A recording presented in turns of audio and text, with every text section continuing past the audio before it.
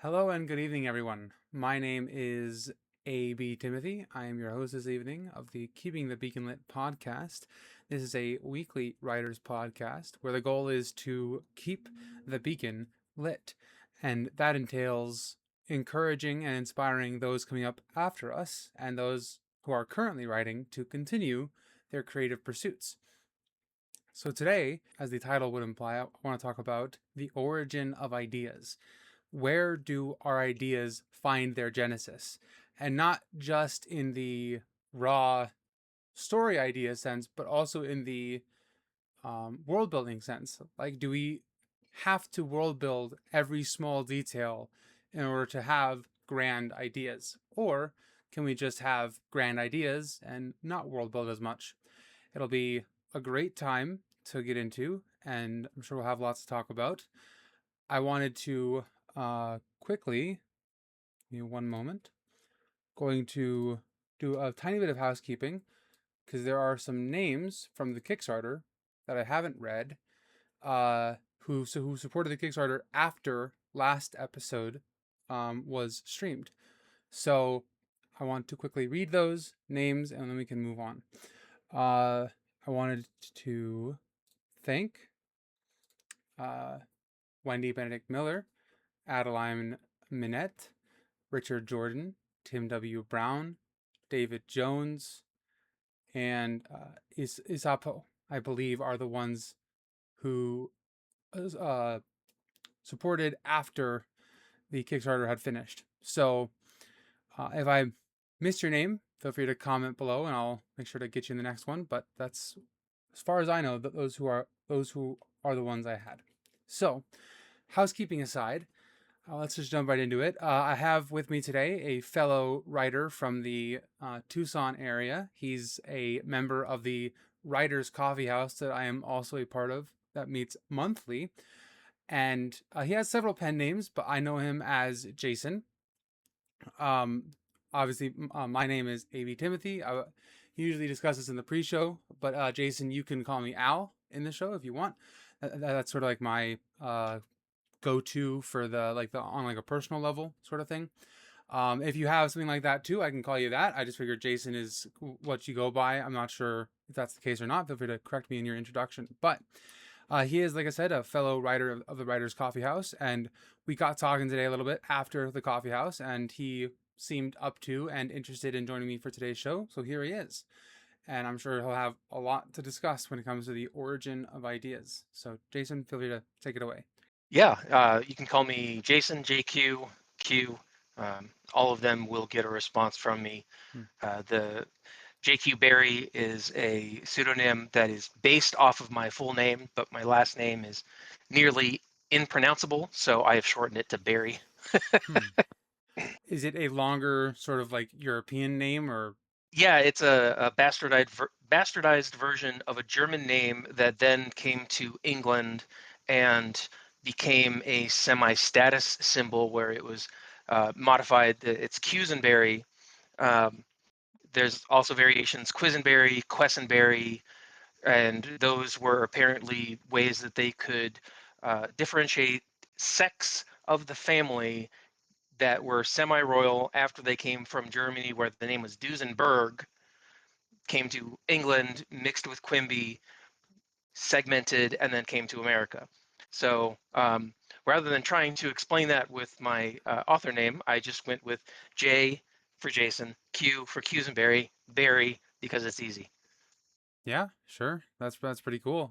Since you know a lot about the origin of your name and the family history there, that's really cool. I've also done quite a bit of study into my real name.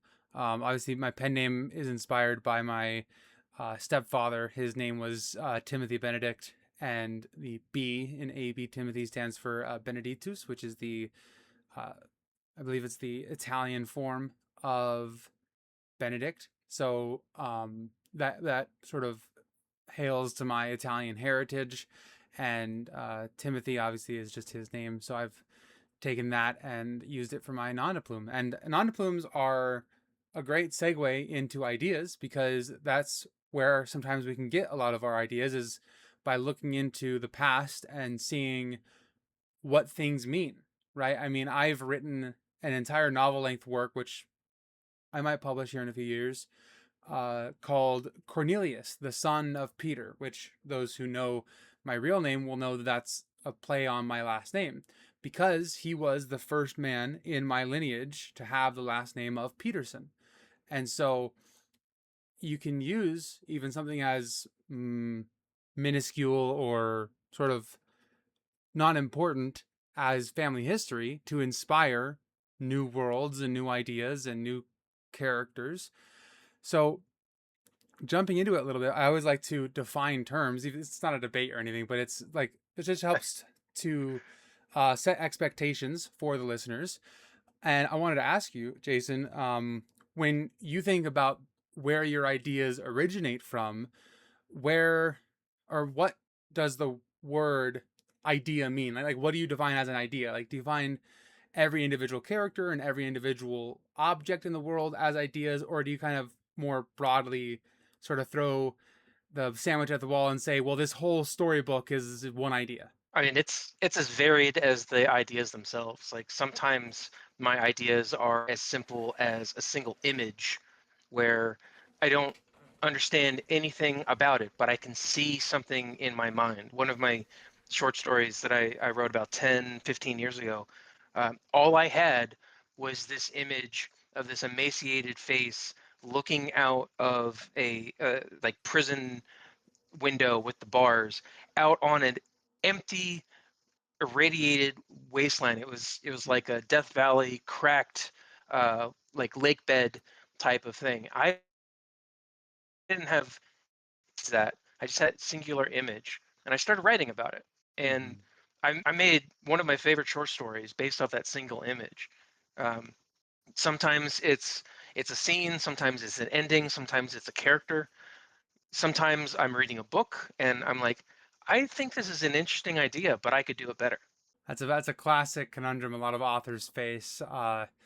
As those of you who've seen the show will know, this is the subtitle of this show is the Wheel of Time show with A.B. Timothy. So I talk a lot about the Wheel of Time and its author Robert Jordan, and because it is one of my favorite fantasy series. And you're mentioning, well, I could do this better, is similar to how he got started in writing fantasy because he got sick at one point and he was in the hospital and all he could do was read a whole bunch of books. And at one point, he slapped the book shut and threw it against the wall and said, I can do this better. And I like to imagine that was a very real thing. Like he had a spike in his heart rate and the nurses ran in after he slammed the book against the wall. I don't know if all that happened or not, but it's a funny story. So that's a very true thing. You know, they say that that good artists borrow, but great artists steal. And so, yeah, and that's totally something that is part of the inspiration behind this show. Is I want you, dear listener, to take our ideas, take our thoughts, and use them not only as fuel for your fire, but also as canvases to paint on and new pathways to walk. So speaking of canvases, you are an author, obviously. And Yes. so I want to know, have you published? Because I don't believe I've asked this yet. So have you published? And if you have, what have you published, either indie or traditional? Yeah, so I have published, self-published, indie published two novels, um, both fantasy novels, both first in series. I have just recently, within the last month, taken down both of those listings because Hmm. one of the things I'm trying to do is condense my release rate. So Hmm. when I wrote those and then published them, I was very naive about my own processes. And, okay, I finished a book, let's publish it. Okay, I Hmm. finished another book, let's publish it. And what I found was that, um, just working on book two of a series, like, wow, I wish I hadn't made that decision in book one. Hmm. And it's published. I can't change that. So my current project, I am working on book four of a four-part series, and it's actually the continuation of one of those two books that I originally published. So I have written now book one, book two, book three, and a quarter of book four Hmm. in that series.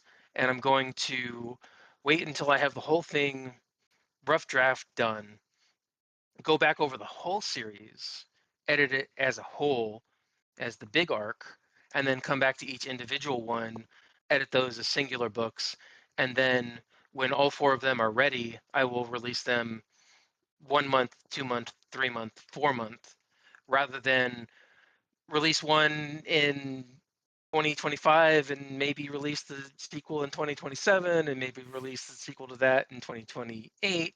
You know, do it much more structured, be happy about the full arc from start to finish, and not have to second guess myself when I'm in later books and wish that I had done some different things in earlier books. That makes sense. I'm doing not the same thing, but I'm trying to follow a pretty strict schedule myself. My plan is every it'll average out to every 6 months because it'll be about twice a year. But every May I want to put out a book, and every December I want to put out a book for the next 4 or 5 years at least. I've got ideas all wrapped up in my head that I want to publish. So that's interesting. So when you had these new ideas show up as you were writing the follow up books, where do you think those ideas originated from? Like were they just sort of rabbit trails that you caught on and followed, or were they things that you were kind of toying with during the writing of the first book, but you decided against that time around? But then they became more apparent in the second book. Like talk a little bit more about why you pulled those old books and where those new ideas came from.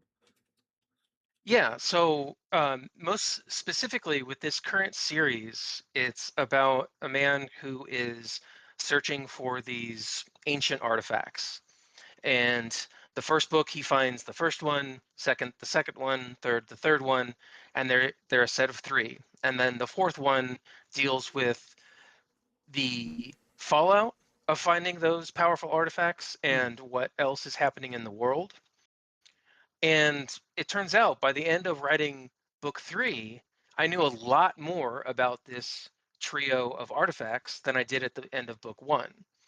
So I almost wrote the first book in a fugue of naivete because I didn't know a whole lot about that stuff. And I could go back to that first book now and add some detail that would be really, really interesting and pay off very well later on in the series, but that I just didn't know because I hadn't explored the concepts, hadn't explored those artifacts. I'm very much a pantser. Hmm. I Yep. might start a book knowing what the end is going to be, but I have no idea how I'm going to get there.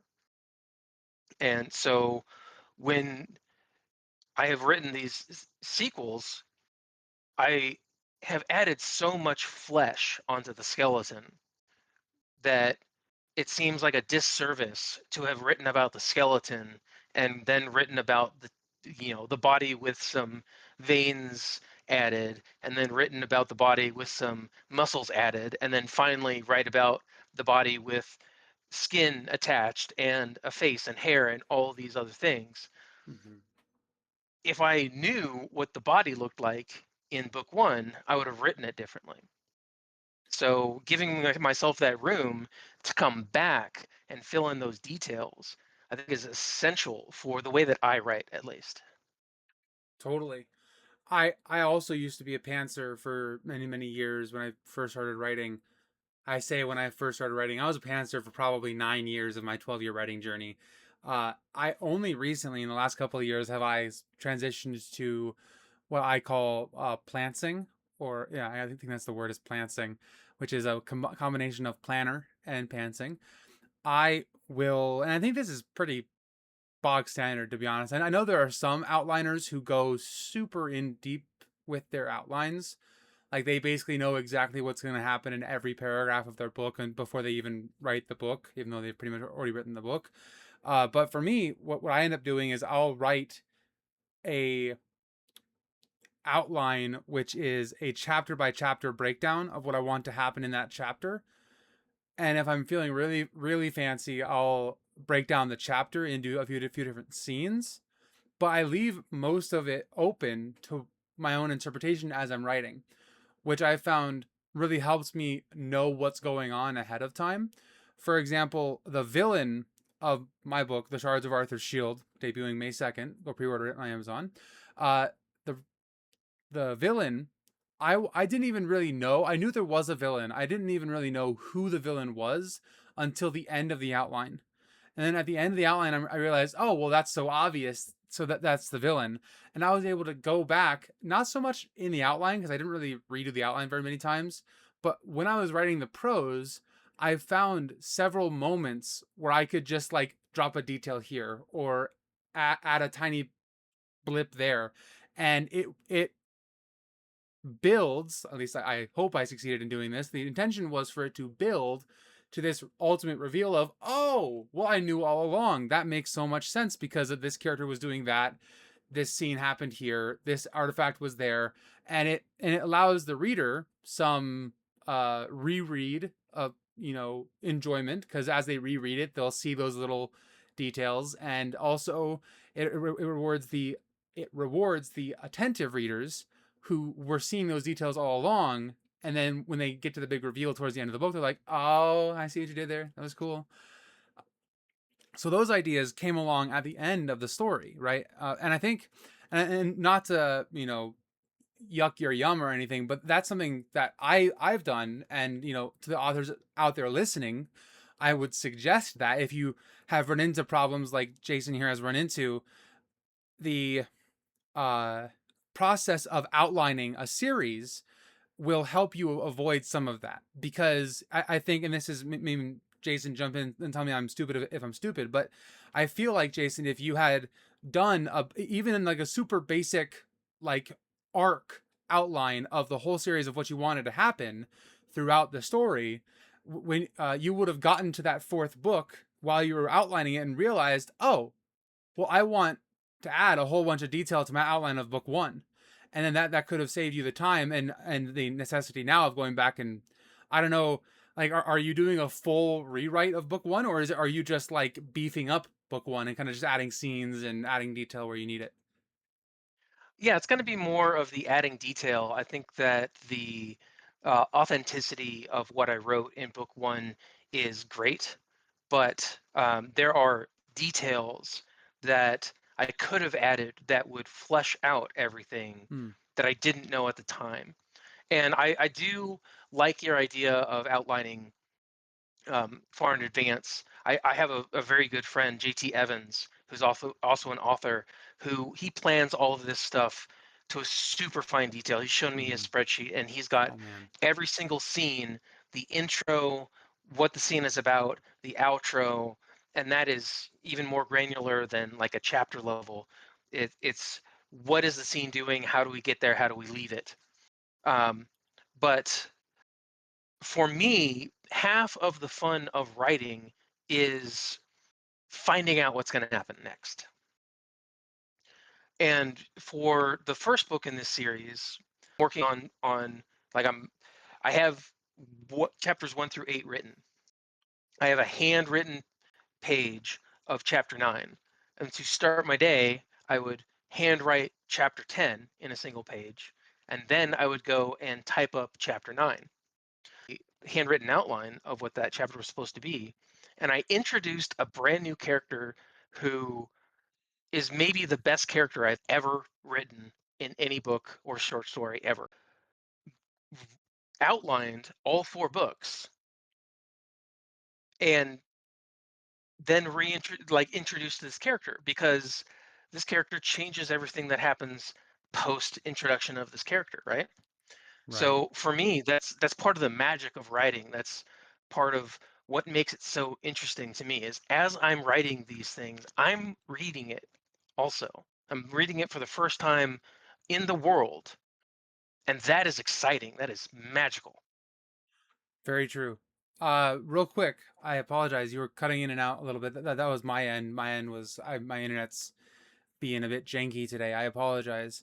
So, real quick, just to recap a little bit, I know you just had all of that. I don't want to necessarily make you redo all of it. I apologize, but something you it sounded like a really interesting process, and I do want to hear what you were talking about, and I think my listeners would too, because I was cutting out. But you were talking about how you would handwrite a chapter, and then you would Yep. type the previous chapter the same day, and then that spawned this single great character that you couldn't have come with otherwise. So if you don't mind, can you Yes. like sort of go over again like that little process and what happened with that character? Yeah, not a problem. And it also might be my internet connection. Here in Southern Arizona, we don't have the greatest internet. So, Yeah, it's something else, that's for sure. um, yeah. So the process I was experimenting with at the time was I would handwrite a chapter on, say it's Monday. I would handwrite the chapter 8. Hmm. And then after I was done handwriting that, and I would try to limit it to one single page of a 8.5 by 11 notebook page.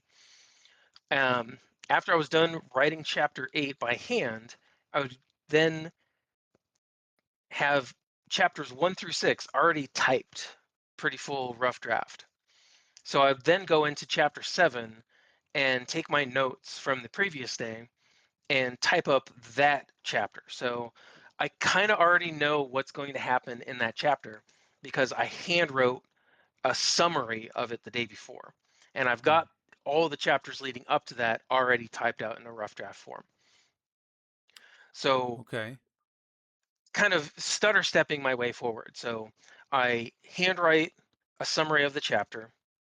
And then after I'm done with that, I type the previous day's summary chapter in full and then move on to the next day where I take the next chapter after my handwritten notes. I then do another handwritten chapter summary, go back and type up the previous days. So it was a little bit of a mixture of planning and pantsing. So plantsing. Um, I had an outline of where I wanted the book to go. So I kept one page that was just chapter by chapter summary, one line each. And if I didn't know what happened in that chapter, it was blank. If I did know what happened in that chapter, I would write like a one sentence summary. So like sometimes when I'm writing a book and I'm 10% in, I will see what the midpoint is, what the big dramatic midpoint moment is. And so I can go into my bigger outline, pop a line in about that, or maybe I see what the final fight looks like, or the final image, or the denouement, or whatever. If I see something that happens in the future, I can go and add that to my outline. But if I do all of that too soon, then I limit myself from being able to adapt in the moment Hmm. to whatever may just spurt onto the page from my fingers.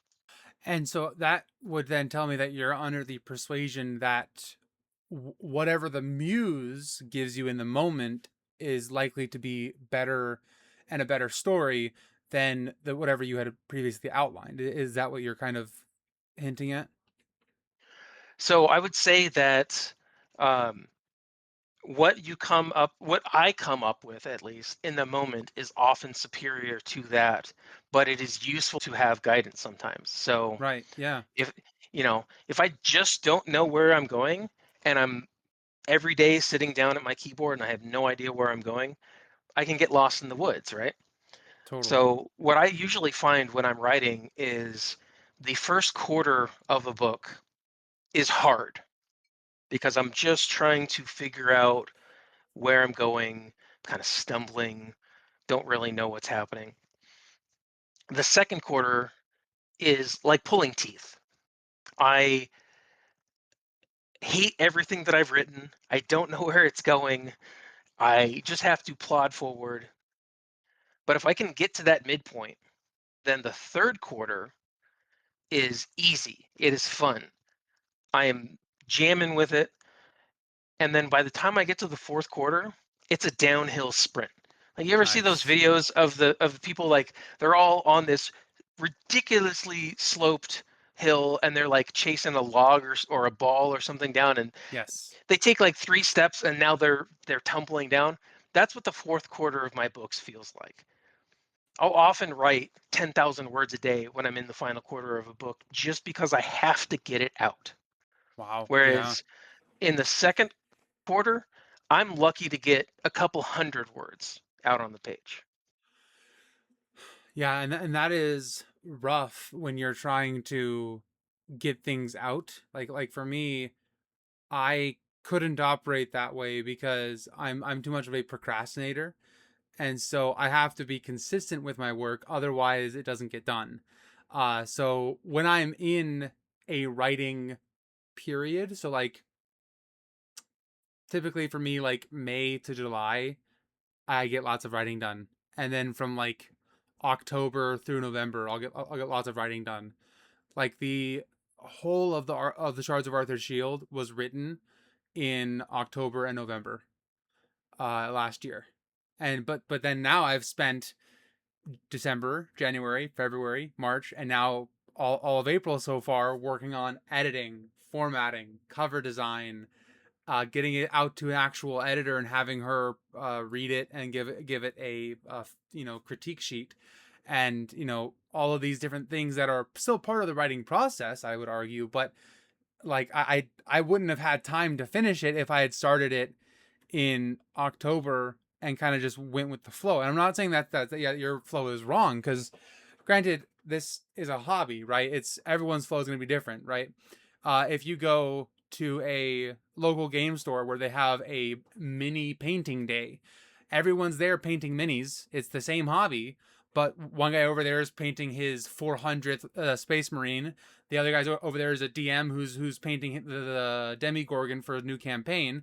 It's very different processes, very different things going on, but it's all the same hobby. So I Absolutely. would recommend, dear listener, that you take both my perspective and Jason's perspective and see how it drives with your process, because your process will be different from my process, which is different from Jason's process, which is different from Sanderson's process, which is different from Lewis's process. Everyone's different. And that's one of the beautiful things about being human, is that we're going to do similar things in different ways. And I that's one of the things I love about the Writer's Coffee House, and I'm going to show that a little bit real quick.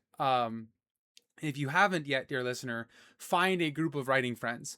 Not necessarily a critique group, like Ross Lampert and I a couple weeks ago talked about critique groups and how to find them and how to be a better critique partner. That was a great episode, by the way. Go back and listen to that if you haven't yet. But what I'd recommend is finding a group of fellow writers. I think someone at the group said it great. I can't remember who said it, but someone at the group today said it feels nice to be in a place where I don't have to explain why I'm a writer.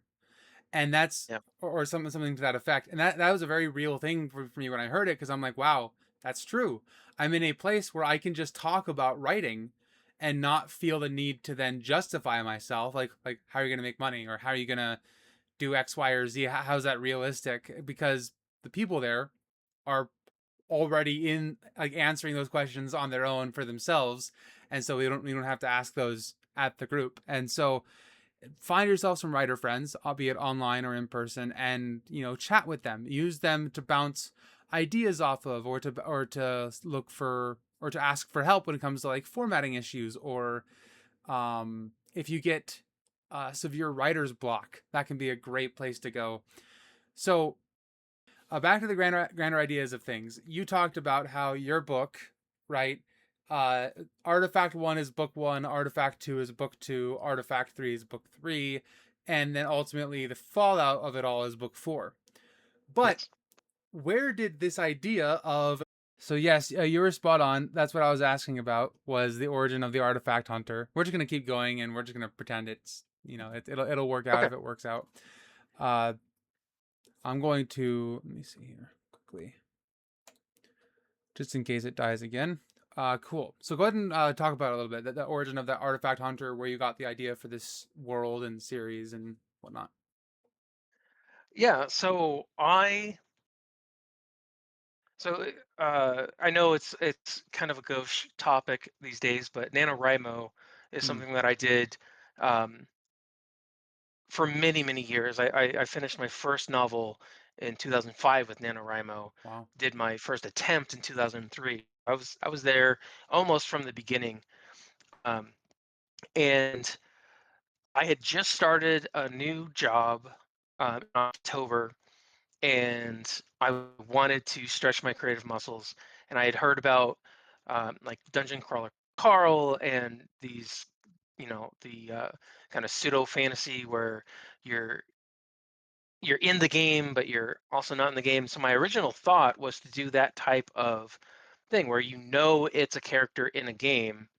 And so I designed a dungeon. I've been playing Dungeons and Dragons since about 1991 or so, usually as a DM. So I have tons of experience coming up with dungeons and things for people to do. So I sat down, designed a quick little dungeon for this character to go through, thinking it was going to be a certain style, and it just didn't work out that way. And I found I liked it much more than I thought I was going to once I was in there. So I designed a dungeon. I didn't know what was going to happen to him in the dungeon. I didn't know a lot of the motivations for the character going into plunging him into that dungeon. And a lot of them just started to emerge as I was going through. So my thought was to have this singular character. And as it turns out, a singular character by themselves inside a dungeon doesn't have much opportunity for dialogue or interaction or things like that. So I could either have kept just throwing things at him, so he's action, action, action, action, or I could find a way to have it be more interactive. And almost on the fly, I came up with this character of his ex-wife, who was a vengeful ghost, haunting him and urging him forward because she needed these artifacts to resurrect herself and enact vengeance upon those who were around to murder her. Hmm. So he is at the beginning of book one just following her instructions. He has almost no agency of his own. He's doing it because it's what she wants. He's used to following her orders. Um, she was a powerful figure in the nobility, and he was her general. So he, yes, is a capable fighter. He's comfortable ordering people around, but ultimately he has been taking his orders from her for a very long time. So he's just continuing to do that. And everything else about the entire series grew from that one small concept of him being in a dungeon and it not being enough to have him by himself. So, would you describe the series then as like a lit RPG?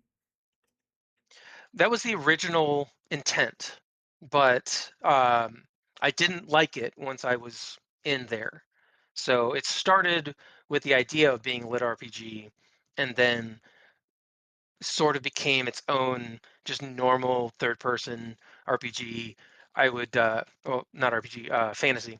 I would describe it most closely related to like The Witcher, Okay, yeah. very similar style.